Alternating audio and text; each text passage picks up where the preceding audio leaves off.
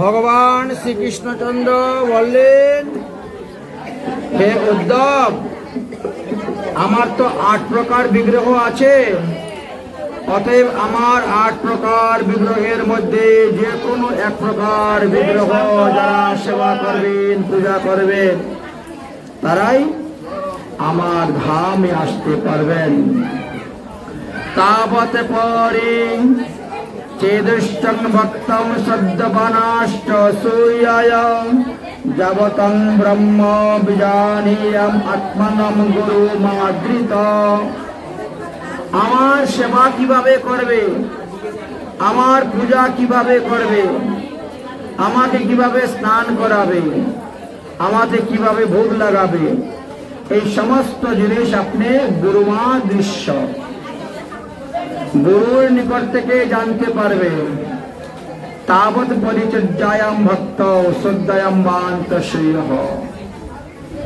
সেই গুরুর উপরে পরম ভক্তি রেখে শ্রদ্ধা সহিত যদি কেউ আমার সেবা করে, পূজা করে, তবে সে আমার ধাম লাভ করতে পারে। ভজমাম ভক্তি ভাবিত, ভক্তি সহিত, শ্রদ্ধা সহিত এবং প্রেমের সহিত সেবা করবেন। সর্বদাই আমি সর্বস্থানে বলে গিয়েছি, আদরাত পরিচর্যায়াম সর্বাঙ্গা বিষ্ণু অভিনন্দনম বন্ধনম মত ভক্ত পূজা অধিক সর্বভূতেশ মতমতি। ভগবান বললেন, ভগবান শ্রীকৃষ্ণচন্দ্র বললেন যে আদরাত পরিচর্যায়াম, আপনারা সাধুগুরু বৈষ্ণবদেরকে আদর করবেন, পরিচর্যা করবেন। আদরাত পরিচর্যায়াম সর্বাঙ্গীন অভিনন্দনম, এবং তাহাকে অভিনন্দন করবেন, তাকে দণ্ডবোধ করবেন, তাকে প্রণাম করবেন। তার মুখ থেকে আমার লীলা কথা শ্রবণ করবেন। সাধুদের কাছে বিষয়ের বস্তু চাইতে নাই, জিজ্ঞাসাও করতে নাই। সাধুকে জিজ্ঞাসা করবেন ভগবত পদপদ্ম কিভাবে লাভ করা যায়। মদ ভক্ত পূজা অধিকম সর্বে ভূতেশ মতমতি। আমার হইতে আমার ভক্তের পূজা অধিক পরিমাণের যদি কেউ করে, তাহলে সে আমাকে পাইবে। শ্রদ্ধায়াম কথামৃতম, শ্রদ্ধা সহিত আমার ভক্তের মুখ থেকে আমার লীলাকথা শ্রবণ করবেন। পরিনিষ্ঠ পূজায়াম, হরিকথা শ্রবণ করার পরে সেই হরি কীর্তনকারী ব্যক্তি পূজা করবে যতটুকু পারো। তারপরে বললেন জ্ঞানত যুগ, কর্মযুগ, ভক্তি যুগ তো বিশেষত ত্রিবিধ। এই জগতের মানুষ 3 ভাবে ভগবানের ভজন করে থাকেন। কেউ বা জ্ঞান মার্গ অবলম্বন করে, কেউ বা কর্ম মার্গ অবলম্বন করে, কেউ বা ভক্তি মার্গ অবলম্বন করে। তো জ্ঞান কর্ম দুটা হইতে ভক্তি যুগে শ্রেষ্ঠ বলেছেন ভগবান শ্রীকৃষ্ণ। বলে জ্ঞানাদ কর্মশ্চ ভক্তিশ্চ নৌপাশ্চম অন্তিম পুত্রশ্চিত। একমাত্র ভক্তির দ্বারাই আমাকে লাভ করা অতি উত্তম পথ, ইহা ছাড়া অন্যান্য পথের দ্বারা আমাকে লাভ করা দুর্লভ। যারা আমাকে লাভ করতে চায় তারা সর্বদা আমার কথা কীর্তনে রত থাকবেন এবং আমার কথা শ্রবণে রত থাকিবেন। যারা আমার এই লীলা কথা শ্রবণ করবে, তারা কোটি জন্মের পাপ থেকেও মুক্তি লাভ করিতে পারবে। নিদেহ মাধ্যম সুলভম সুদুর্লভম। এই ভারতবর্ষে মনুষ্য দেহ লাভ করা বড়ই দুর্লভ। একমাত্র আমি কৃপা করে সেই জীবকে মনুষ্য জন্ম দিয়ে পাঠিয়েছি, যাতে আমার ভজন করে আমার ধামে চলে আসে। তাই দেহটা হলো একটি নৌকা, সংসারটা হলো একটি সমুদ্র, আর পাপ পুণ্য হলো মালপত্র। তাই পাপ পুণ্যরূপী মালপত্র দেহরূপী নৌকার মধ্যে বোঝাই করে নিয়ে রওনা হয়েছেন, ভবসিন্ধু পার হয়ে আমার কাছে আসবেন। কিন্তু সমুদ্রের মধ্যে তো উতাল পাতাল ঢেউ আছে, ঘাত প্রতিঘাত, কামনা বাসনার ঘাত প্রতিঘাতের যে ঢেউ, সেই ঢেউ থেকে কে রক্ষা করবে? সংকল্পম গুরু কর্ণধারণম। সেই নৌকাকে রক্ষা করার জন্য সুদক্ষ মাঝির দরকার। তাই দেহরূপী নৌকাকে সংসাররূপী সমুদ্র থেকে রক্ষা করার জন্য একজন সদ্গুরু দেবের প্রয়োজন হয়।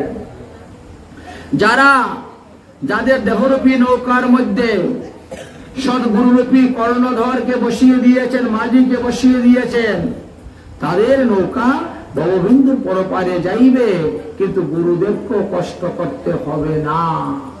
কেমন করে পার হবে? বলে ময়ান কুলেন নবস্য তরতি।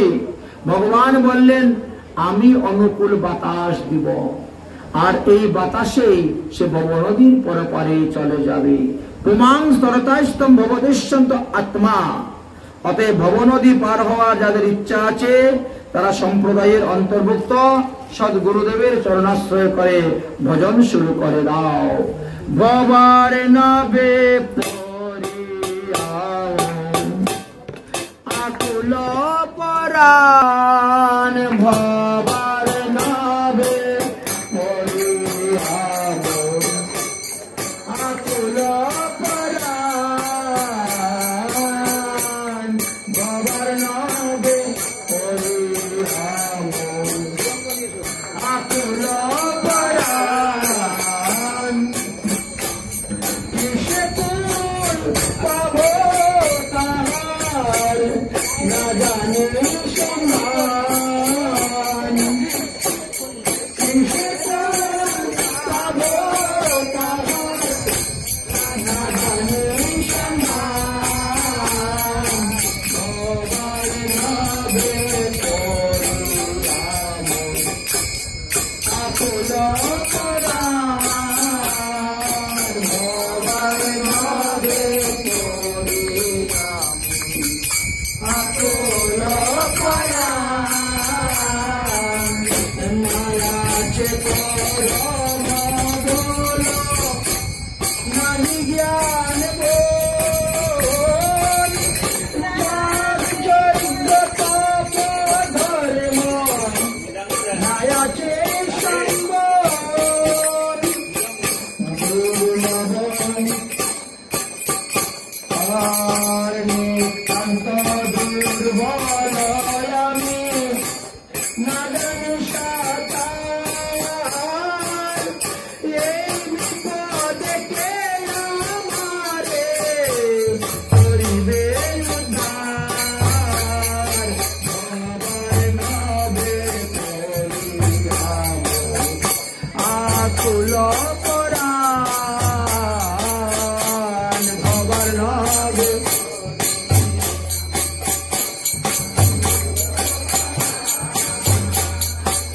অগতি গুরুদেব দাসে করুণা।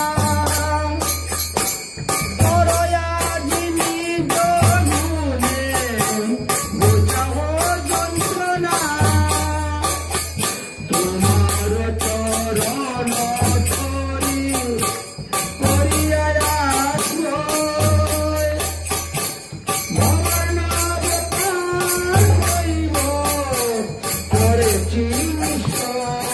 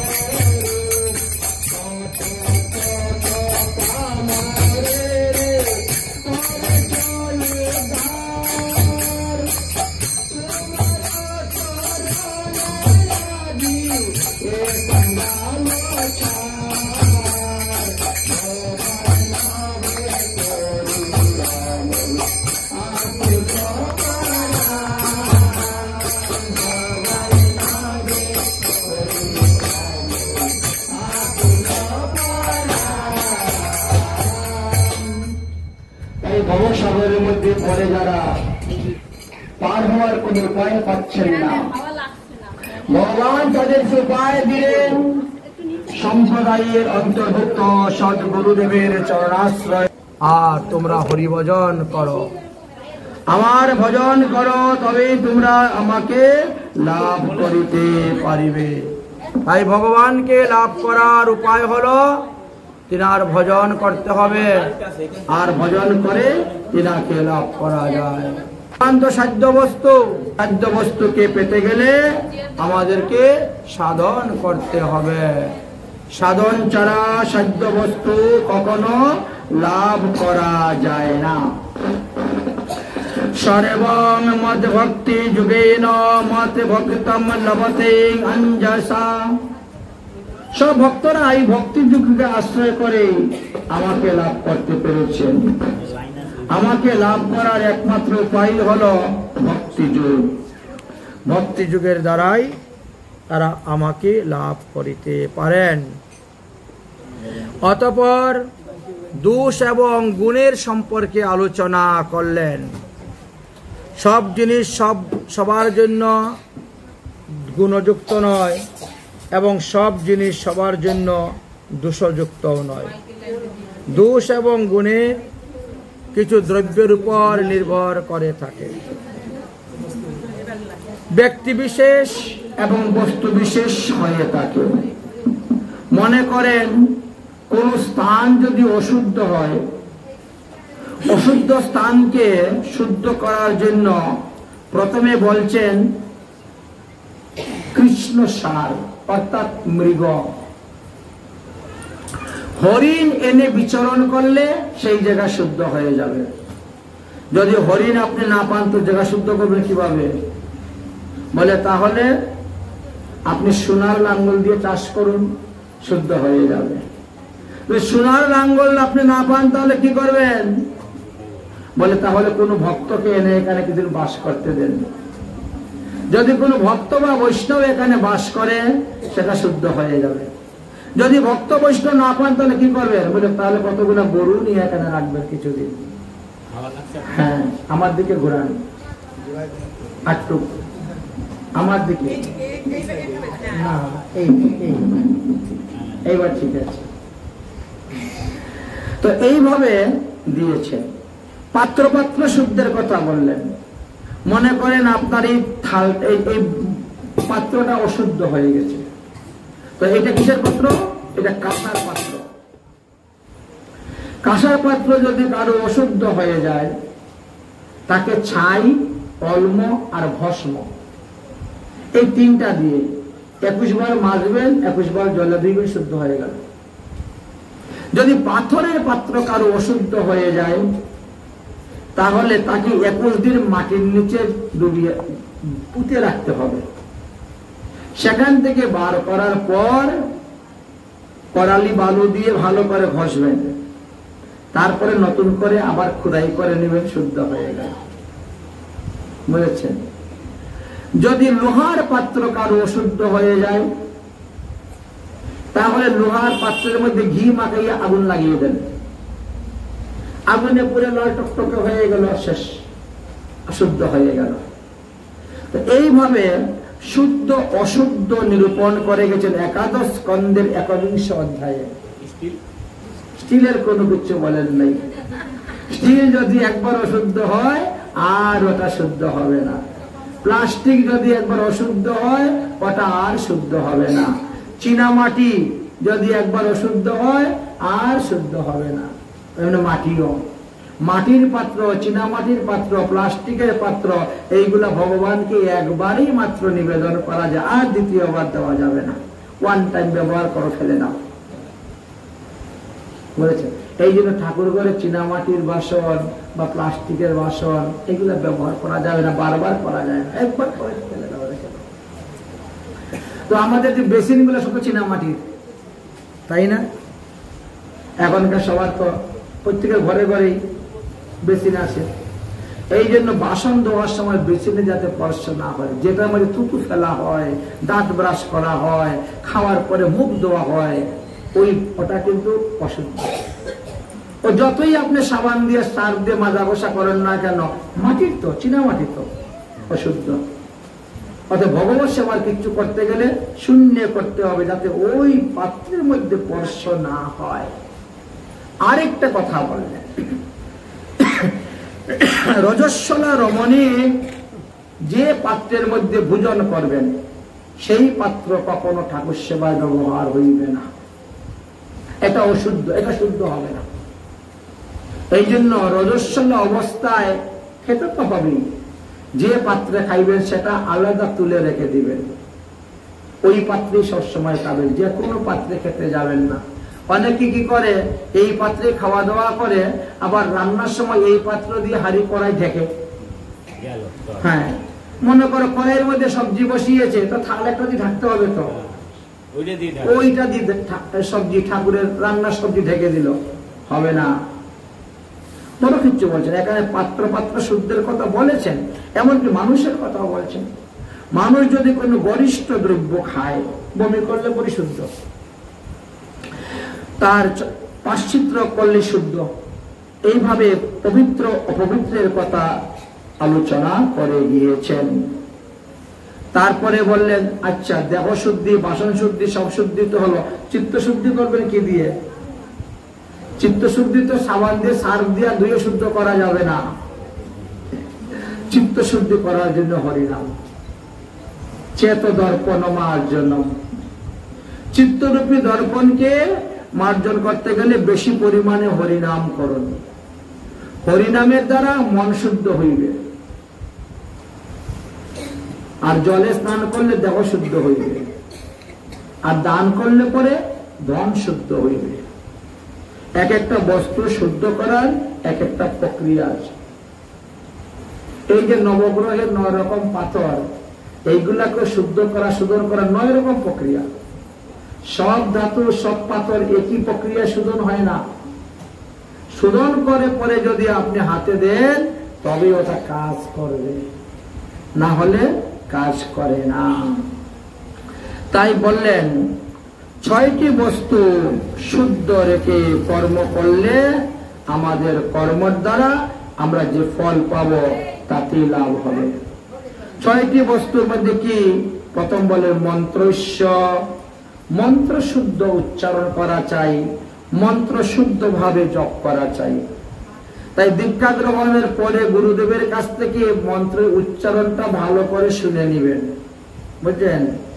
গুরুদেব বলছে স্বাহা, আর তুমি বলছো সাহা। সাহা বললে হবে না তো, বলেছেন। এই জন্যই মন্ত্রগুলা গুরুদেবের কাছে বসে উচ্চারণটা শিখে নেবেন। সংস্কৃত উচ্চারণ তো, এই জন্য একটু ভালো করে বুঝে শুনে নেবেন। দ্বিতীয়ত বললেন মন্ত্রের যে অর্থ সেটাও গুরুদেবের কাছ থেকে জানবেন। মনে করেন কোন গুরুদেবের কাছ থেকে কাম বীজ নিয়েছে, তো কাম বীজের মধ্যে 18টা অক্ষর আছে। 18টা অক্ষরের কি কি অর্থ জানলে পরে ভজনে মন আর বেশি লাগবে। গুরুদেবের কাছ থেকে আপনি কাম গায়ত্রী নিয়েছেন 24.5 অক্ষর, সেই 24.5 অক্ষর গায়ত্রী মন্ত্রের কি অর্থ জানুন, এতে ভজনের মধ্যে নিষ্ঠাটা আরো বৃদ্ধি হয়। জানার জন্য, বোঝার জন্য, শেখার জন্য, সংসার বন্ধন থেকে মুক্ত হয়ে ভগবত পদপদ্ম লাভ করার জন্যই তো আপনি গুরু ধরেছেন, তাই তো? এর জন্য আমরা গুরু ধরে থাকি। আর তার সঙ্গে আমার পরমাত্মিক সম্পর্ক, জাগতিক সম্পর্ক নাই। জাগতিক সম্পর্ক ছেলে মেয়ের সঙ্গে, স্বামীর সঙ্গে, নাতিপুতির সঙ্গে, আর গুরুদেবের সঙ্গে হলো পরমাত্মিক সম্পর্ক। তাই পরমাত্মিক সম্পর্ক রেখে করতে হবে। সিদ্ধি লাভ করতে গেলে দেশ, কাল, পাত্র, কর্তব্য, মন্ত্র আর কর্ম, এই 6টাকে শুদ্ধ রাখতে হবে। যদি এই 6টা শুদ্ধ না রাখো তাহলে তোমার ভজন সিদ্ধি হইবে না। ভজন করতে গেলে কিছু আছে প্রবৃত্তি মার্গ, কিছু আছে নিবৃত্তি মার্গ। যে সমস্ত বস্তুর দ্বারা ভজন বৃদ্ধি হচ্ছে না সেগুলো ত্যাগ করো, ত্যাগ করো। যার দ্বারা আমার ভজন বৃদ্ধি হচ্ছে সেটাকে গ্রহণ করতে হবে। তাই প্রবৃত্তি মার্গ এবং নিবৃত্তি মার্গ, দুই মার্গের কথা বলছেন। যে সমস্ত শাস্ত্রে পশু হিংসার কথা লেখা আছে সেই সমস্ত শাস্ত্র পড়তে যেও না। আমাদের শাস্ত্র বহু প্রকার আছে, সাত্ত্বিক, রাজস্বিক, তামসিক। সাত্ত্বিক শাস্ত্র পড়লে ভগবানকে ভজনের তোমার ইচ্ছা আসবে। রাজস্বিক, তামসিক শাস্ত্র পড়লে তোমার দেবদেবীর পূজার ইচ্ছা হবে। ভূত প্রেত আদি অপদেবতার পূজা করতে, তাদের মন্ত্র জপ করতে, তাদের উপাসনা করতে তোমার মনের মধ্যে ইচ্ছা প্রবৃত্ত হইবে। তাই ভগবান বলছেন সাধু সঙ্গের দ্বারা, সত্যিক শাস্ত্রের দ্বারাই মানুষ আমাকে জানতে পারে, আমাকে লাভ করতে পারে। এছাড়া কার কোনো উপায় নেই। এই মনুষ্য জন্ম পাইয়াও মানুষ বুঝে না আমরা কোন কর্ম করব। সাধু সন্ত মহাত্মাগণ বলে সর্বদাই তোমরা কৃষ্ণ কর্ম করো। যে কর্মের দ্বারা যদি অজ্ঞানে কোনো পাপ উপস্থিত হয় তথাপিও সেই পাপের প্রায়শ্চিত্ত করতে হবে না। ভগবান বলছেন আমার ভক্ত যদি অজ্ঞানে হয় তার পাপ উপস্থিত, কৃষ্ণ তাকে শুদ্ধ করায়, না করায় প্রায়শ্চিত্ত করতে হয় না। এই জন্য ভগবানের ভক্তের যদি প্রারব্ধ কর্ম অনুসারে কোনো কর্ম তিনি করেও থাকেন, ভগবান তাকে শুদ্ধ করিয়ে দেন। ভগবানের কাছে এই শক্তি কি আছে, তিনি কর্তব্য অকর্তব্য সব করতেন। এই যে শতগুণ, রজগুণ এবং তমগুণ, এই তিনটি গুণ আমাদের দেহের মধ্যে ঘড়ির কাঁটার মতন ঘুরতে থাকে। যখন যার সঙ্গ করবেন তখন সেই গুণটাই প্রবল হয়ে যাবে। গুণের উপরে নির্ভর করে সবকিছু। যখন আপনি যেই রকম আহার জিহ্বার মধ্যে দিবেন সেই রকমেরই আপনার উদর, উপস্থ বা অন্যান্য ইন্দ্রিয় কাজ করবে।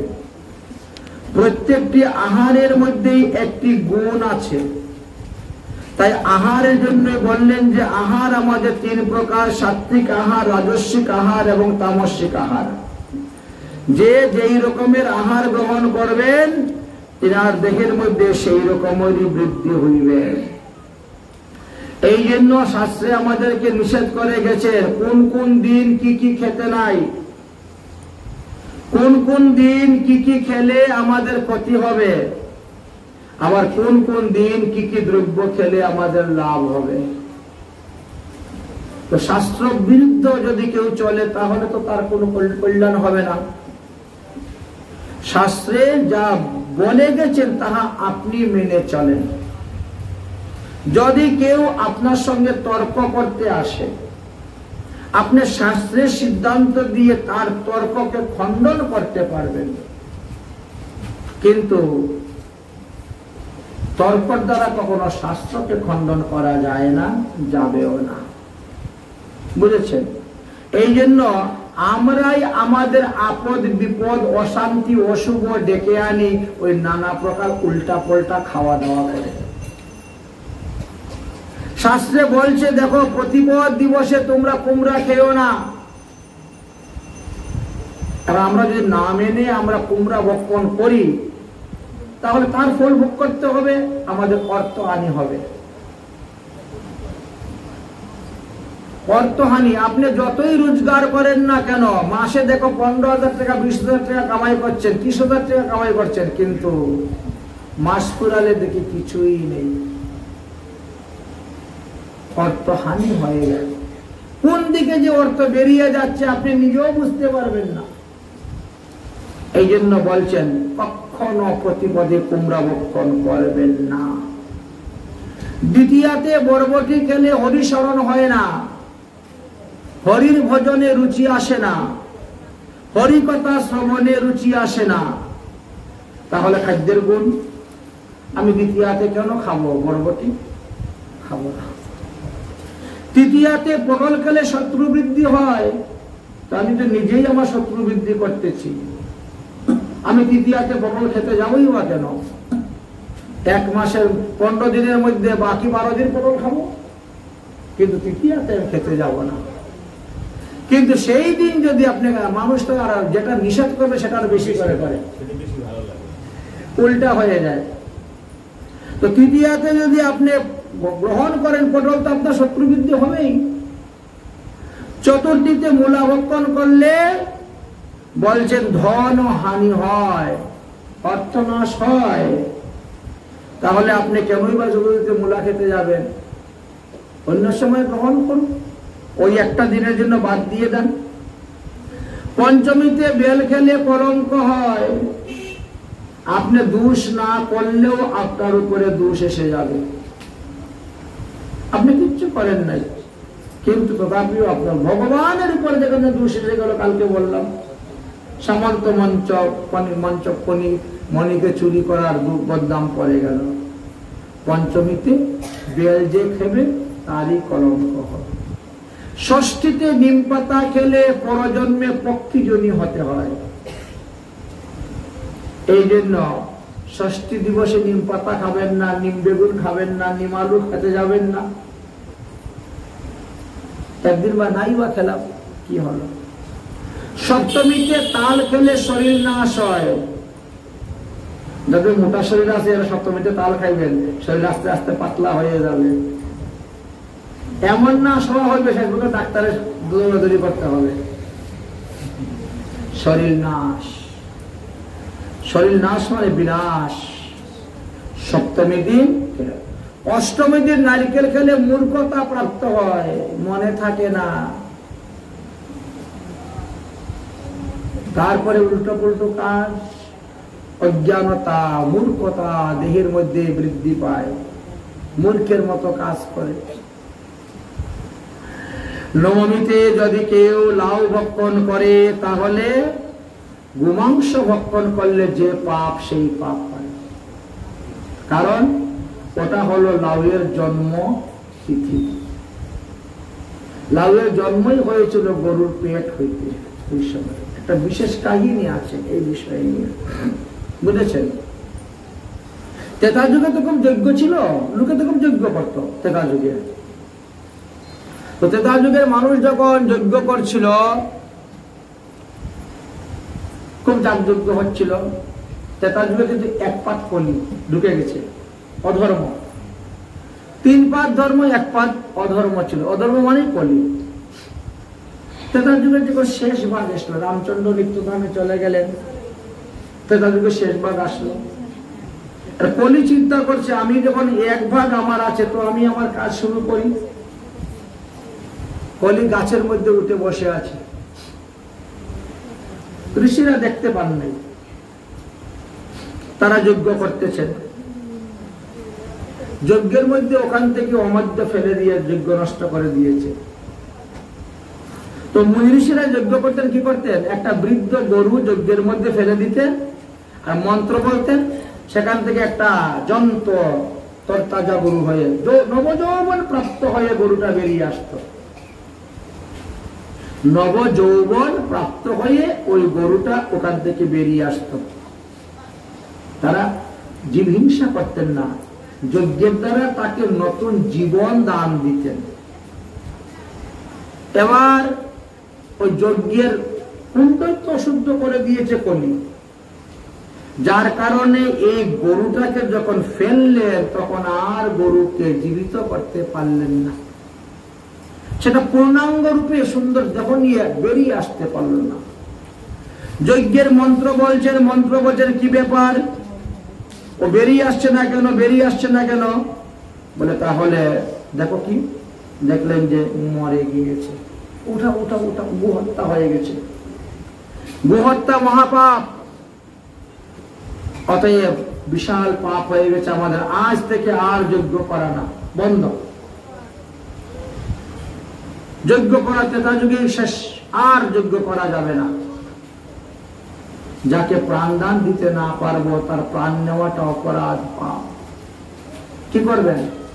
সেই গরুটাকে বড় একটা গর্ত করে গর্তের নিচে ঢুকিয়ে দিলেন, সমাধি। সব মুনি ঋষিরা, তারা যারা যারা যজ্ঞ করেছিলেন, তীর্থ ভ্রমণে বেরিয়ে গেলেন।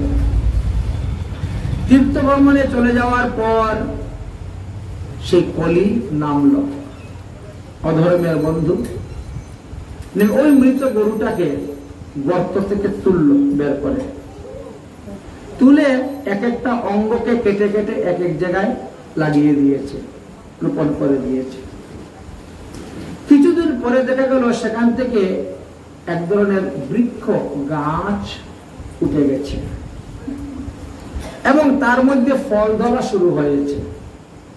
বলেছেন তো মহাজনগণ বলছেন যে গরুর লিঙ্গ হইতে গাজরের জন্ম হয়েছে, গরুর অন্ডকোষ হইতে কাটা বেগুনের জন্ম হয়েছে, ছোট ছোট বেগুন, বৃত্তিকা কাটা বেগুন।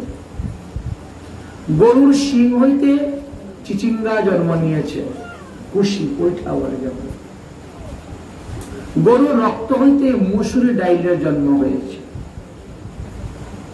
গরুর চর্বি হইতে রসুনের জন্ম হয়েছে। গরুর মাংস হইতে পেঁয়াজের জন্ম হয়েছে। গরুর পেট হইতে লাউ জন্ম হয়েছে। গরুর কান হইতে তামাক পাতার জন্ম হয়েছিল। গরুর নারীবলি হইতে পুঁইশাক জন্ম হয়েছিল। এই জন্য বৃন্দাবনের সপ্ত দেবালয়ে এইগুলা ভোগ লাগে না। গরুর লেজ হইতে পাতাকপির জন্ম নিয়েছিল। এই জন্য বৃন্দাবনের সপ্ত দেবালয়ে এই সমস্ত দ্রব্য ভোগ লাগে না, কারণ এদের উৎপত্তি স্থানটা ভালো নয়, খারাপ জায়গা থেকে তাদের জন্ম হয়েছে, খেলে পরে সেই রকম ভাব উৎপন্ন হবে। তবে আবার অন্য স্থানে বলছেন যে না, এইগুলার জন্ম তিথি বিশেষ হয়েছে, অর্থাৎ তিথি বিশেষ বাদ দিয়ে অন্যদিন খাওয়া যাবে। নানা মত আছে আমাদের, যে যতটা মানতে পারে ততটা ভালো, বুঝেছেন? যে যতটা মানতে পারে ততটা ভালো। এমনও দেখেছি সপ্ত দেবালয়ের পূজারী, এখন সপ্ত দেবালয়ে তো কপি ভোগ লাগে না, আর তিনি অন্যের বাড়ি থেকে কপি সেবা গ্রহণ করেন। এই একটু কপি ভাজা করবে তো, কেন? বলে আমার মন্দিরে তো কপি ভোগ লাগানো যায় না, নিষেধ আছে, তোদের এখানেই পাবো। এরকম হয়ে যায়, ব্যতিক্রম। যাই হোক, এই জন্য আমাদেরকে নিষেধ করে দিয়েছেন, দশমী দিবসে কলমি শাক ভক্ষণ করলে, গু হত্যা করলে যেই পাপ হয় সেই পাপ হয়। একাদশী দিনে শিম বা পঞ্চ রবিশস্য ভক্ষণ করলে প্রতি গ্রাসে গ্রাসে পাপ ভোজন করা হয় এবং কুম্ভিপাক নরকে যেতে হয়। আজকেও আমাদের সেই পবিত্র একাদশী ব্রত। তো আজকে যারা পবিত্র একাদশী ব্রত নির্জলা করেছেন তাদের তো ভালোই, যারা নির্জলা করেছেন তারা অতি উত্তম, তারা 16 আনা ফল পাবে, রাত্রি জাগরণ করবে। আর যারা সজলা করেছেন, মানে ফলমূল আহার করেছেন, তারা কিন্তু রাত্রে 12টার মধ্যে ফলমূল খেয়ে নেবেন, রাত্রে 12টার পর। আর আগামী করলে সূর্যোদয়ের আগে কিন্তু 1 ফোঁটা জলও খাবেন না। যদি জল খান, জলপান করেন, তাহলে ব্রত নষ্ট হয়ে যায়। অতএব জল প্রয়োজন ধরে 1 লিটার বেশি জল পেয়ে নিও, এখনই বেশি করে জল পেয়ে শুয়ে যাবা। কিন্তু রাত্রে 12টার পরে সূর্যোদয়ের আগে জলপান করা যাবে না। সকালবেলা ঘুমের থেকে উঠে দাঁত মাজবা না, পারণের আগে দাঁত মাজতে নাই, দাঁত মাজলে ব্রত নষ্ট হয়ে যাবে। তাহলে মুখ শুদ্ধ করবে কিভাবে? 12 বার মুখের মধ্যে জল নিয়ে কুলোকুচি করে ফেলে দিবেন, এইভাবে করবেন। আজকে তো একাদশী দিনে আমার 11 বার সেবা হয়ে গেছে, বলেছেন। একাদশী বলে নিয়ম করে 11 বার একাদশী, হ্যাঁ। কিন্তু আমার মতো করতে যাবেন না, কারণ বলছে 12 বারে খেতে নাই, জীবন ধারণ প্রাণ রক্ষার জন্য অল্প একটু আহার করবেন, প্রাণ রক্ষা। বারে বারে জল খেতেও নেই, বারে বারে ফল খেতেও নেই, বুঝেছেন? আরে মধ্যে মধ্যে উপবাস বহু রোগের হয় বিনাশ। একদিকে ধর্মপথে অগ্রসর হবেন, আর একদিকে শরীরের দিকেও লাভ আছে, দুই দিকে। যাই হোক, একাদশী দিনে একাদশ এই পঞ্চবিশেষ্য আদি বর্জন করবেন। যদি রোগী হয়ে থাকেন, তাহলে রোগী যদি হন তাহলে তো ঔষধ খেতেই হবে, তাকে একটু ফলমূল না খেয়ে ওষুধ খেলে তো আবার সমস্যা। এর জন্য শাস্ত্রে আমাদের 8 প্রকার দ্রব্য গ্রহণের কথা বলা আছে। 8 প্রকার দ্রব্য গ্রহণে প্রত্যয় হবে না, ক্ষতি হবে না, ব্রত নষ্ট হবে না। হয়তো আপনি 16 আনা ফল নাই বা পান, 8 আনা তো পাবেন, 4 আনা তো পাবেন। আলু, কাঁচকলা, পেঁপে, সন্দুক লবণ, গোলমরিচ, গদ্য, ঘৃত, এগুলো খাওয়া যায়। দুধ, দই পাওয়া যায়, ছানা, পনির ঘরে বানিয়ে পেতে পারেন আপনি। ফলমূল তো আছেই, জল তো আছেই। এখন আগামী করল দ্বাদশী। সকালে আমাদের সূর্যোদয় হওয়ার পরে 9:33 নেই, 9:33 মধ্যে ব্রতের পালন করবে। 34 গিয়ে করতে যাবেন না, তাহলে আবার নষ্ট হয়ে যায়। কারণ ওই সময়ের মধ্যেই পালন করতে হয়, না হলে 1 বৎসরে যতটা একাদশী ব্রত করতে সব নষ্ট হয়ে যাবে। এই যে ব্রতের সময় সাবধান রাখবেন। এবার বললেন দ্বাদশী দিনে চিরাভোগ দিলে কিন্তু কৃষ্ণ ভক্তি লাভ হয়। কালকে দ্বাদশী, কাল সকালবেলা চিরাভোগ দিবেন, আর ভগবানকে যে ভোগ দিবেন তুলসী পাতা সহিত সেই চিরার প্রসাদ হাতে নিবেন, নিয়ে মন্ত্র বলবেন। কি মন্ত্র বলে দিদিমণি ভালো জানেন, মনে আছে? মাইকটা দাও, মাইকটা দাও।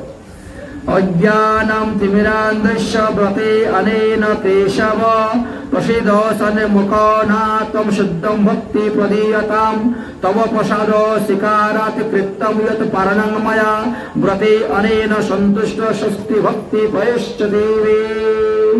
জয় জগন্নাথ বলে মুখে প্রসাদ দিয়ে দিলেন। আচ্ছা, যদি কারো ঘরে চিরা নাই বা থাকে, খিচুড়ি করার সময় নাই, অন্ন ব্যঞ্জন করার সময় নাই, জগন্নাথের মহাপ্রসাদ মুখে দিয়ে দেন। মহাপ্রভু আমাদের বিধান দিয়ে গেছেন, পুরীতে প্রায় লোক আসা যাওয়া করে, 20 টাকার জগন্নাথ প্রসাদের অন্ন রাখলে পরে সারা বছর চলে যাবে। যাই হোক, সারা বছর, কারণ একাদশীর পরে দ্বাদশী দিন একটা দানা মুখে দিলেন, পালন হয়ে গেল জগন্নাথের মহাপ্রসাদ। আচ্ছা, অনেকে আবার যারা মৎস্যভোজী আছে, আবার পালনের পরে আবার শুরু করে দেয়, ওগুলো কিন্তু করতে যাবেন না, বুঝেছেন? পালনের পরেও হবিষান্নই খেতে হয়, নিরামিষই খেতে হয়, মাছ টাছ খেতে নাই। ব্রতের জন্য 3 দিন মানতে হয়, বুঝেছেন? দশমী, একাদশী, দ্বাদশী। আর 3 দিন যদি আপনি মানতে পারেন তো আপনার দেহ তো এমনি শুদ্ধ হয়ে গেল। আবার চতুর্দশীর জন্য অশুদ্ধ করবেন কেন? পূর্ণিমাতে আবার কিছু খেতে নাই, একদিন বাদই দিয়ে দেন, পূর্ণিমার পরে যা কিছু করা যাবে না। ওই রকম বুদ্ধি করে করে আস্তে আস্তে কমাতে হবে, একদিনে তো কমাতে পারবেন না। কারণ ভোগী ব্যক্তি যদি একদিনে যোগী সাজতে যায় তো রোগী হয়ে পড়ে যাবে। এই জন্য অভ্যাসের দ্বারা ধীরে ধীরে ধীরে ধীরে কমাও, প্রবৃত্তি মার্গ থেকে নিবৃত্তি মার্গে আস্তে আস্তে যাও। আচ্ছা, এবার আর বললেন, যাই হোক, অনেকে আবার পয়সা খেতে একটু ভালোবাসে বেশি। অন্যান্য দিন খাচ্ছ, খাওয়ারে বাবা, কিন্তু দ্বাদশী দিন পৈশাক খেও না। দ্বাদশী দিনে পৈশাক ভক্ষণ করা নিষিদ্ধ আছে, ব্রহ্ম হত্যা পাপ হয়। না খাওয়াটা আরো অতি উত্তম। তো মানে ভিটামিন থাকে তো, যে ডাক্তাররা বলে। আচ্ছা, রোগের জন্য ঔষধ রূপে সব গ্রহণ করা যায়, এটারও কিন্তু একটা বিধান আছে, মনুসংহিতাতে দেওয়া আছে। তোমার যদি এমন একটা রোগ হইল, সেই রোগের জন্য এখন ডাক্তার বলছে তোমাকে জিওল মাছের ঝোল খেতে হবে। শুনেন, হয়তো এখানকার লোকেরা বলে, বৃন্দাবনে ডাক্তাররা বলে না। বৃন্দাবনে ডাক্তাররা দেখবে জিওল মাছের ঝোলে যে ভিটামিন আছে, ওইটা কোন সবজির মধ্যে আছে, কোন ফলের মধ্যে আছে, বুঝেছেন? সে বলে দিবে আপনি ওই ফল খান, ওই সবজি খান। কিন্তু জিওল মাসে ঝুল বলবে না। বাংলার যারা ডাক্তার তারা তো এইসবই বলেন, কারণ তারা এইগুলোই দিয়ে লেখাপড়া করেছেন, এইগুলোই পেয়েছেন, এই জন্য বলে থাকেন। আমার এক গুরু ভাই বলেছেন, নাম ছিল সত্য, আজকে থেকে 25 বছর আগের কথা বলছে। তো কলকাতাতে ওনার বাড়ি, রাধাকুণ্ডে গিয়ে বাবাজি হয়েছেন, গুরুদেবের কাছ থেকে বেশাশ্রয় নিয়েছেন, কিছুদিন বাস করার পরে কলকাতা আসছেন। এবার ডাক্তার বলছে ওনাকে মুসুরি ডাল খেতে হবে। বাবাজি হয়ে সাধু হয়ে গেছেন, মুসুরি ডাল খেতে হবে। এখন কি করা যায়? উনি এখান থেকে চিঠি পাঠাইলেন গুরু মহারাজের কাছে। আচ্ছা, মুসুরি ডাল খেয়ে তুমি বাঁচবে বা কতদিন? 10 বছরই বাঁচবে, কিন্তু সেটা তো সম্পূর্ণ আমিষের মধ্যে পড়ে। মুসুরি ডালটা গরুর রক্ত হইতে উৎপত্তি জন্ম। আর শাস্ত্রে বলছে ভগবানের প্রসাদ খেয়ে 5 দিন জীবিত থাকা ভালো। যে সমস্ত দ্রব্য ভগবানকে নিবেদন করা হয় যায়, সেইগুলা খেয়ে আপনি 5 দিন বেঁচে থাকুন, তা বরং ভালো।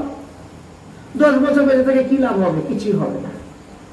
তবে মনুসংহিতাতে বললেন, এইরকম পরিস্থিতি যদি হয়, যতদিন আপনার রোগ নিরাময় না হয় সেটা গ্রহণ করুন, রোগ নিরাময় হলে পরে পাশ্চাত্য করে বর্জন করে দিন। এটা মনুসংহিতার সিদ্ধান্ত। অনেক সময় ডাক্তাররা বলে তোমাকে মাছ খেতে হবে, তোমাকে মাংস খেতে হবে, না হলে এই রোগ ভালো হবে না, ঠিক না? তো যতদিন ধরে আপনার রোগ ভালো হচ্ছে না, এটা ঔষধ রূপে আপনি গ্রহণ করলেন, রোগ ভালো হয়ে গেল, এবার ত্যাগ করে দেবেন। কিন্তু আজকাল কিন্তু ঔষধ রূপে ব্যবহারের থেকে জিহ্বার লালসায় বেশি ব্যবহার করে। ঔষধ রূপে কি ব্যবহার করবে? আচ্ছা, এই স্থানে আমাদেরকে দিলেন যে দ্বাদশীতে পুঁইশাক খাবেন না, ত্রয়োদশীতে বেগুন খাওয়া নিষিদ্ধ। ত্রয়োদশীতে বেগুন খালে বংশেতে প্রজা বৃদ্ধি, পুত্র বৃদ্ধি হয় না, কন্যা সন্তান বেশি হয়। তো যারা পুত্র সন্তান নেওয়ার ইচ্ছা আছে তারা ত্রয়োদশী দিন বেগুন খাবেন না। সবাই তো একাদশীর ব্রত করলো আর কালকে খিচুড়ি আর বেগুন ভাজা। আচ্ছা, কালকে তো দ্বাদশী ছেলে ত্রয়োদশী লেগে যাবে। এখন ত্রয়োদশীতে খিচুড়ি আর বেগুন ভাজা খাবেন, তো আপনার ছেলে সন্তান হবে কোথার থেকে? মেয়েই হবে। বলবেন, হ্যাঁ পুত্রদা একাদশী ব্রত করলাম, তাও আমার একটা পুত্র হলো না, বেগুন ভাজা খেলে সেটার দোষটা কে দেখবে? শাস্ত্রে তো সব দিকে বলে গিয়েছে, আপনি কিন্তু তর্ক করে শাস্ত্রভেদ খণ্ডন করতে পারবেন না। আমি তো এইখানে এক কথা বলছি, ওইখানেও আরেক কথা বলে গেছি। দেখো তুমি মিলিয়ে, সব তুমি মিলিয়ে দেখো। তাহলে পুত্র সন্তান প্রাপ্তির যাদের আশা আছে তাদের ত্রয়োদশীতে বেগুন খাওয়া বন্ধ। চতুর্দশীতে বলছেন মাসকালাই খেতে নাই, মাসকালাই খেলে চিররোগ হয়। এই মাসকালাইয়ের জন্ম হয়েছিল ওই দুর্গা কাকে মেরেছিলেন? মহিষাসুর। সেই মহিষাসুরের চোখের জল থেকে মেরেছেন। 50 থেকে চাকিউল জন্ম নিয়েছিল আর মাসকালাই, দুইটা। এই জন্য চাকিউলের কথা এখানে লেখা নাই, তবে মাসকালের কথা দেওয়া আছে যে মাসকালাই কিন্তু চতুর্দশী দিনে খাবেন না। তাহলে কিন্তু একটা রোগ শেষ না হইতে হইতে আরেকটা রোগে ধরবে, আমার মতন, বুঝেছেন? আমারও রোগ সারে না, জানি না কোন জন্মে করেছিলাম পাপ, কে দিয়েছিল ব্রহ্ম সাপ। সাধু হওয়ার আগে হয়তো খেয়েছি, মনে মনেই। যখন শাস্ত্র জানতাম বুঝলাম তখন থেকে খাওয়া ছেড়েছি। যাই হোক, ভগবান বলছে অজ্ঞানে করে পাপ জ্ঞানে হরে। অজ্ঞানে পাপ করেছিলাম, ভগবান আস্তে আস্তে হরণ করবেন জ্ঞানে, ধীরে ধীরে। এই হয়েছে আমাদের 15 দিনের ব্যাপার। 14 দিন তো হয়ে গেল। ও অমাবস্যা পূর্ণিমা রয়ে গেছে। তো অমাবস্যা পূর্ণিমা দিনে বলছেন আমিষ সম্পূর্ণভাবে বলছেন, কোন আমিষ খেতে নাই।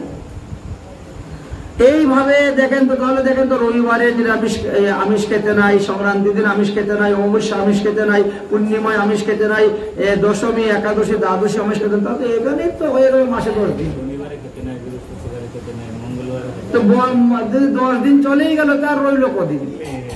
এই করতে করতে একাদশীও 2টা, অমাবস্যা পূর্ণিমাও 2টা, সংক্রান্তি 1টা, ওখানে তো চলে গেল কত দিন। দেখেন তারপর রবিবার তো আবার কোনো মাসে 5 বার পড়ে যায়, 5 রবি মাস হয়, খরার বচন আছে না, 5 রবি মাস হয়, খরা কিংবা ভরা হয়, বেশি বৃষ্টি হবে, নাহলে শুকনো একদম হবে। তো এইভাবে অনেক অনেক সিদ্ধান্তের কথা বর্ণন করে গিয়েছে। তো আপনাদের খাবারের উপর নির্ভরই করবে। আচ্ছা, ভগবানকে আমরা দিব জড়দ্রব্য, জড় বস্তু, আর ভগবানের ভোগ লাগানোর পরে সেটা হবে চিন্ময় বস্তু, তাই না? প্রসাদের কিন্তু একটা গুণ আছে। গীতাতে যেমন দেখলাম, ভাগবত তেমন দেখলাম লেখেন প্রসাদের সর্ব দুঃখ হানির স্বাদ। প্রসাদ খাইলে নাকি দুঃখের নাশ হয়, কিন্তু জানতে হবে কোন দিন কোন প্রসাদ খাইলে দুঃখের নাশ হইবে। আচ্ছা, অন্নভোগত্ব প্রসাদ, তাই বলে আজকে একাদশী দিন খেলে হবে? ভগবানকে তুলসী পাতায় নিবেদন করলে তো প্রসাদ হয়ে যায়। আবার এক বেলা প্রসাদ পাইলে বলে 1000 বছর ফল লাভ করা যায়। প্রসাদের এমনই মহিমা। তাই বলে একাদশী ব্রত ত্যাগ করে যদি কেউ অন্ন ব্যঞ্জন প্রসাদ খায়, তাহলে লোকসান হয়ে যাবে, ক্ষতি হয়ে যাবে। এই জন্য কি কি দিন কি খাইলে পরে লাভ হইবে শুনে নেন। প্রতিপদ দিনে ঘি, প্রতিপদ দিনে একটু গব্য ঘি তো ভগবানকে ভোগ লাগাই দিবে, 10-20 গ্রাম দিলেও হবে।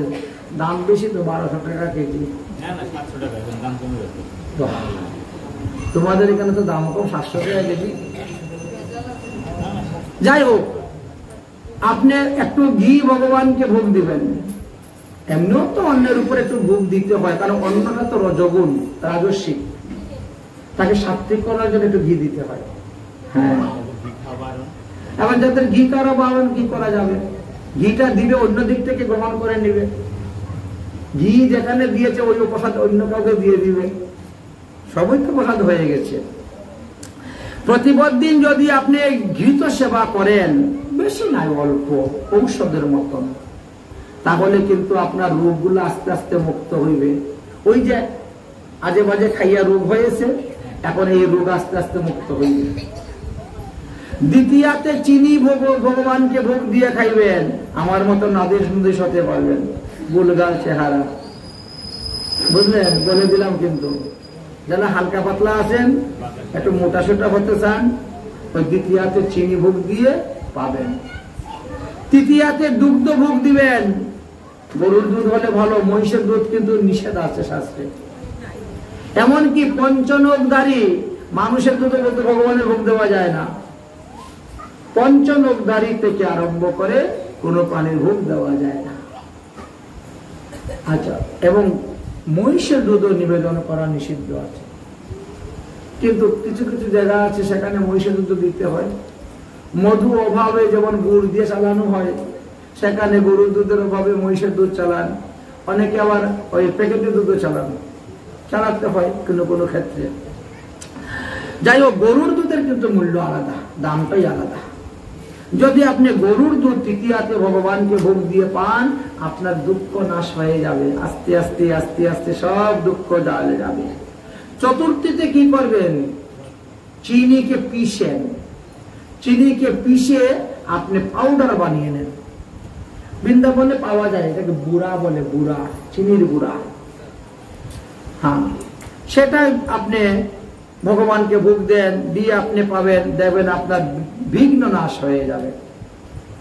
পঞ্চমীতে কলা ভোগ দিবেন, দিয়ে আপনি পাবেন মেধা শক্তি বৃদ্ধি হবে, 1 নম্বর ছাত্র হবে, এবার 4 থেকে 5 উঠবে।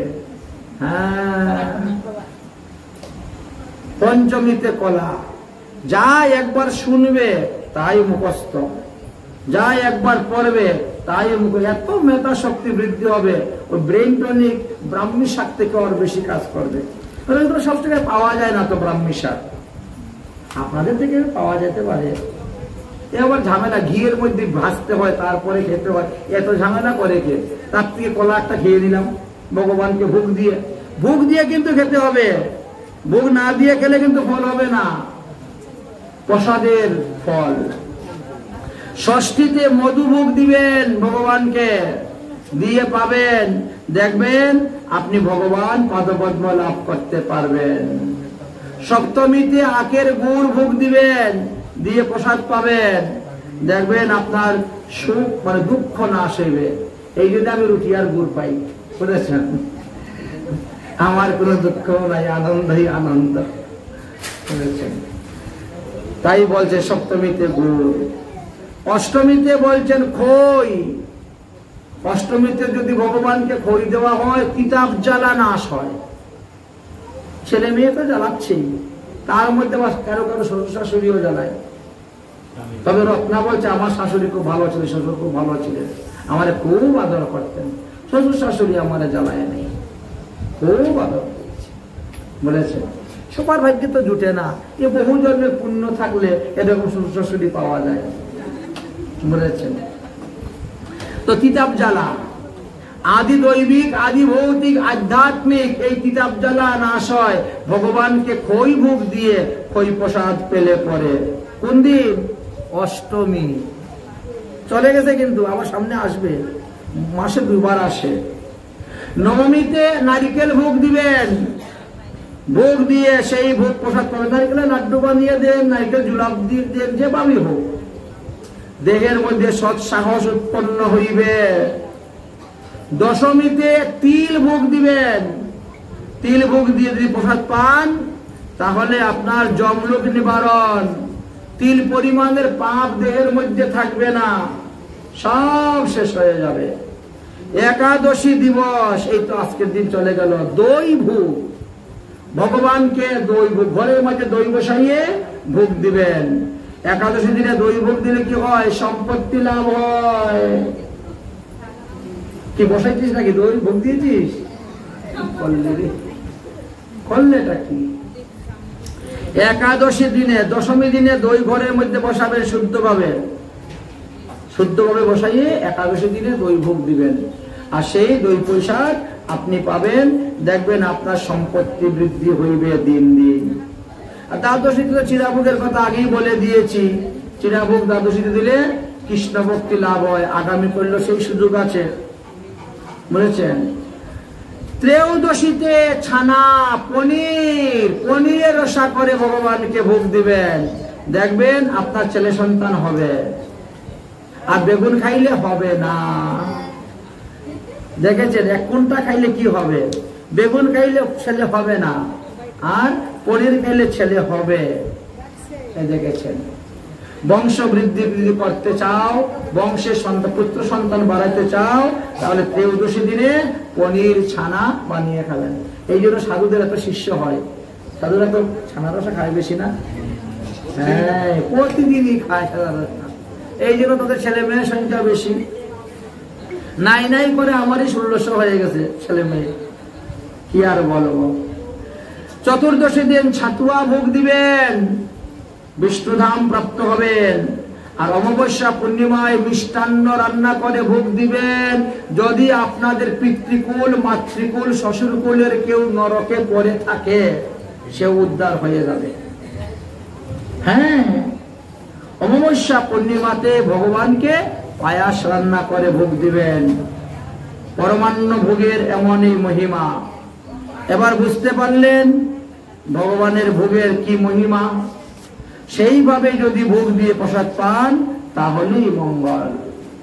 এদিকে পরীক্ষিত উদ্ধব, ভগবান শ্রীকৃষ্ণ উদ্ধবকে বলে, উদ্ধব, এই জন্য সর্বশাস্ত্রে বলছে প্রসাদে সর্বদুঃখ হানির সার, প্রসাদের দ্বারাই সর্বদুঃখ নাশ হয়ে যায়। উদ্ধব, আমি তোমাকে যে ভাগবত ধর্মের কথা বললাম, এই সমস্ত ভাগবত ধর্মের কথা তুমি গিয়ে এখন বদ্রীনাথে মৈত্রী আদি সমস্ত ঋষিগণের নিকটে বর্ণন করো। তারপরে তুমি তীর্থ ভ্রমণ করতে যাও এবং আমার শ্রীরাম বৃন্দাবনে গিয়ে তুমি বাস করো। এবার তোমার প্রস্থানের পালা, যাও উদ্ধব। উদ্ধব ভগবান শ্রীকৃষ্ণকে প্রণাম করে 4 বার প্রদক্ষিণ করে বলছেন, প্রভু একটা বস্তু চাইবো, যাওয়ার সময় দিবেন তো? বলে, বলো কি চাও? বলে, আপনার চরণ পাদুকা। ভগবানের চরণ পাদুকা নিয়ে উদ্ধব চলে গেলেন। আর ভগবান শ্রীকৃষ্ণচন্দ্র সবাইকে বলছেন, আরে এখনো তোমরা বেরো নাই, তাড়াতাড়ি বেরো, তাড়াতাড়ি বেরো, তাড়াতাড়ি বেরো। সবাই যেতে হবে সেই প্রবাস ক্ষেত্রে। নৌকা যুগে সবাই বেরিয়ে রথের মধ্যে হয়ে সবাই দ্বারকার থেকে প্রবাস ক্ষেত্রে যেতে শুরু করলেন। গচ্ছ দ্বারাবতী শত জ্ঞানাদব নিধনম মিতাম সংকর্ষণানির্জানানাম বন্ধুভাব্যে বধুস্মাসনাম। সবাই গেলেন। যাওয়ার পরে কেউ দান করেন, কেউ ব্রত করেন, কেউ তপ করেন, কেউ যজ্ঞ করা শুরু করেছেন। হঠাৎ করে প্রবাস ক্ষেত্রে মাটি ফেটে গেল। মাটি যখন ফেটে গেল তখন মাটির ভিতর থেকে এক ধরনের রসযুক্ত জল বের হলো, যেটাকে ময়ূরীয় বলা হয়েছে, মদের মতন। সেটা খাওয়ার পরে তারা মত্ততা এসে গেল, আর একে অন্য গালাগালি, হাতাহাতি, মারামারি শুরু করে দিয়েছিলেন। এমন ভাবে মারামারি শুরু হলো। কৃষ্ণ বলরাম বারবার বলা সত্ত্বেও শুনছে না, কৃষ্ণ বলরামকে মারতে তারা যাচ্ছে। তখন কৃষ্ণ বলরাম সেই এরকাবন হাতে নিয়ে মারতে শুরু করলেন। 56 কোটি যদুবংশকে শেষ করে দিলেন। মানে তারা চলে গেছে অদর্শন হয়ে, আর দেখা যায় নাই বলে এখানে বলছে নিধন। ভগবানের পার্শ্বদেরকে নিধন হয়? ভগবানের পার্শ্বদরা আসছে ভগবানের সঙ্গে লীলা সহায়তা, লীলা করার জন্য। লীলা শেষ, তারা চলে গিয়েছে, তাদেরকে আর কেউ দেখতে পায় নাই। অতঃপর ভগবান বলছেন সংকর্ষণ নির্জানম। সংকর্ষণ, যাও দাদা, বলরাম দাদা তুমিও চলে যাও। বলরাম শেষ নাগ হয়ে গিয়ে সমুদ্রের দিকে গিয়ে ডুব দিয়ে দিলেন, নিত্যধামে চলে গেলেন। ভগবান শ্রীকৃষ্ণ চিন্তা করলেন তাহলে আমি এখন যাব আমার নিত্যধামে। এমন সময় এসে উপস্থিত হয়েছেন ভগবান শ্রীকৃষ্ণের রথের সারথি দারুক। বললেন দারুক তুমি তাড়াতাড়ি যাও, অর্জুন এসেছে। দ্বারকাবাসীদের সংবাদ নেওয়ার জন্য যুধিষ্ঠির মহারাজ অর্জুনকে পাঠিয়েছেন, অর্জুন দ্বারকায় ঢুকতেছে। তুমি তাড়াতাড়ি গিয়ে বলো অর্জুনকে বেরোতে দ্বারকা থেকে। যারা যারা জীবিত আছে, যারা যারা আছে সবাইকে নিয়ে তাড়াতাড়ি দ্বারকাতে। আমি এক্ষুনি চলে যাব, আর আমি গেলেই দ্বারকা শেষ, অর্জুনও বাঁচতে পারবে না। আর তুমি গিয়ে বলবে 56 কোটি যদুবংশ যারা আছে সব শেষ হয়ে গেছে, এই কথা সংবাদ দিবে। ভগবান স্বধামে যাওয়ার জন্য প্রস্তুত। তাই ব্রহ্মা আদি দেবগণ সবাই এসেছেন, আকাশ মার্গে এসে দাঁড়িয়েছেন। ব্রহ্মা থেকে দেবগণ ভগবানকে দর্শন করবে। তিনি কিভাবে পৃথিবী ধাম ত্যাগ করে তিনি নিত্য ধামে গমন করেন। ভগবান কৃষ্ণচন্দ্র একটা পুকুর পাড়ে বটগাছের নিচে বাম পায়ের উপরে ডাইন পাও দিয়ে একবার ঝুলাচ্ছেন। এক মৃগলুপ্য ব্যাঘ্র হরিণ শিকার করতে এসেছেন, আর ভগবান শ্রীকৃষ্ণের চরণকে তিনি মনে করেছেন মৃগ, মুখ জলপান করতে এসেছে। বান মেরেছেন, ভগবান শ্রীকৃষ্ণের চরণ তলে বান করে গেছে। ব্যাঘ্র দৌড়ে আসলো, কিন্তু শ্রীকৃষ্ণকে দর্শন করে তিনি তখন কান্না শুরু করেছে, প্রভু আমাকে বধ করো, আমাকে বধ করো, আমি মাংস লুলিত বধ করো। ভগবান বলছে এটা তোমার দোষ নয়, এটা আমার কর্মফল লোককে দেখিয়ে গেলাম। যে যা কর্ম করবে তাকে সেইভাবেই ফল ভোগ করতে হবে। আমি যেমন গাছের আড়াল থেকে লুকিয়ে বান মেরেছিলাম বলিকে, বালিকে বান মেরেছিলাম সুগ্রীবের ভাইকে, তুমিও সেভাবে গাছের আড়াল থেকে লুকিয়ে আমার পায়ে বান মারলে। দেখেছেন, এতে তোমার কোনো দোষ নেই, এটা আমার ইচ্ছাতে হয়েছে, আমি লোক শিক্ষার নিমিত্ত তাই করেছি। অতএব যাও তুমি স্বর্গে গমন করো, আরোহণ করো।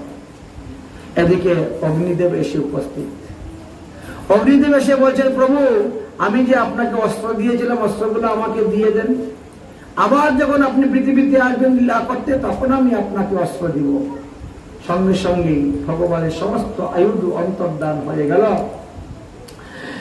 দেবতারা বুঝতে পারলেন যে ভগবান এখন নিত্যধামে যাবেন, তাই তারা স্বর্গ থেকে পুষ্প বর্ষণ করতে শুরু করেছে।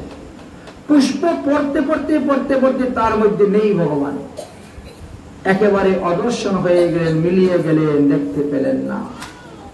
সুখদেব বলছেন হে মহারাজ পরীক্ষিত, এইভাবে ভগবান নিত্যধামে চলে গেছিলেন।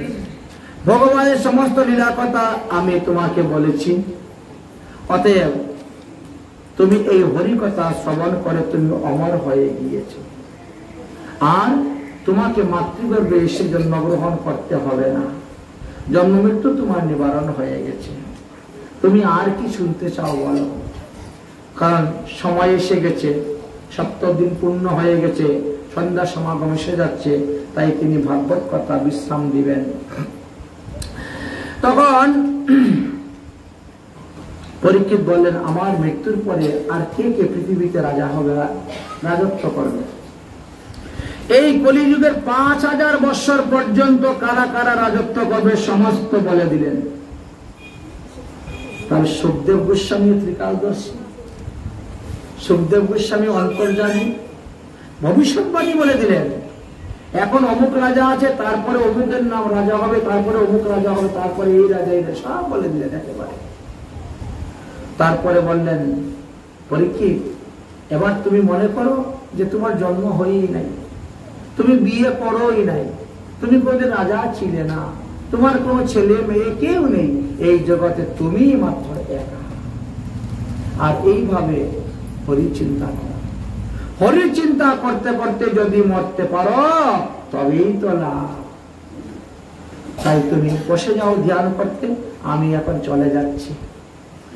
পরীক্ষিত মহারাজ বলছেন, গুরুদেব 7 দিন আমাকে হরিকথা শ্রবণ করাইলেন, এখন আপনি নিত্যধামে আপনি চলে যাচ্ছেন, তো যাওয়ার আগে একটু প্রণাম তো করি আমি, আর তো কিছু দেওয়ার মতো নেই আমার কাছে। ছিল 7 দিন আগে তো শশাগরা পৃথিবীর রাজাই আমি ছিলাম, কি না ছিল আমার কাছে, কিন্তু আজ কিছুই নেই আমার কাছে। যার কাছে কিছুই নাই সে কি দিবে? প্রণাম। যার কাছে নাই কোনো ধন সে দিবে আলিঙ্গন, এটাই মহাধন। এই জন্য সাধুরা দেখেন, সাধুরা গলাগলি করে, কুলাকুলি করে, আলিঙ্গন করে, বুঝেছেন? যার কাছে নাই কোনো ধন সে দিবে আলিঙ্গন। পরীক্ষিত মহারাজ সুখদেব গোস্বামীর চরণ তলে পড়ে গেলেন, আর কেঁদে কেঁদে বলছেন, हरि का कथा सुनाने वाले, हरि का नाम सुनने वाले, हरि का लीला सुनाने वाले, तुमको लाखों प्रणाम, तुमको लाखों प्रणाम। हरि का कथा सुनाने वाले, हरि का नाम सुनाने, हरि का लीला सुनाने, तुमको लाखों प्रणाम, तुमको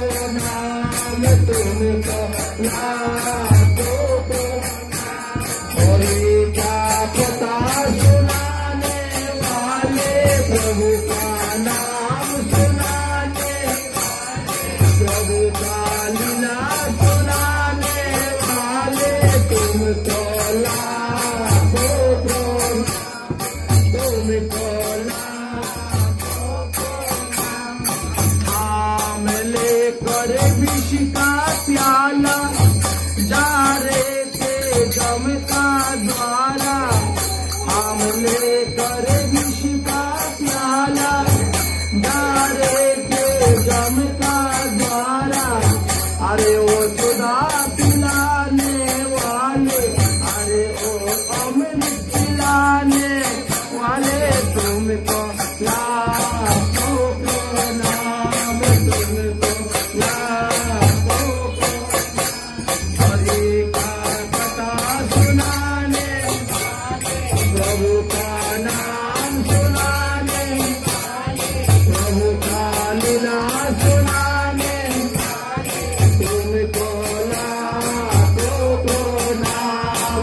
तुमको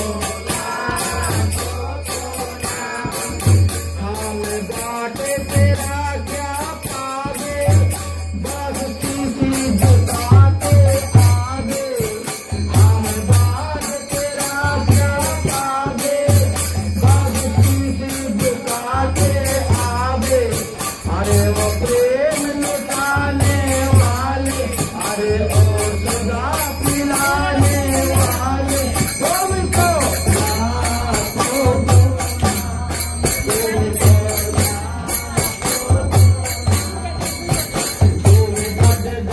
अंतर जाने मैं पतित और अभिमानी, तुम गद गत अंतर जाने हम पतित और अभिमानी। अरे ओ मुक्ति दिलाने वाले, जग के नाता तुरने वाले, तुमको लाखों तुमको हरि का कथा सुनाने वाले, प्रभु का नाम सुनाने, प्रभु का लीला सुनाने, तुमको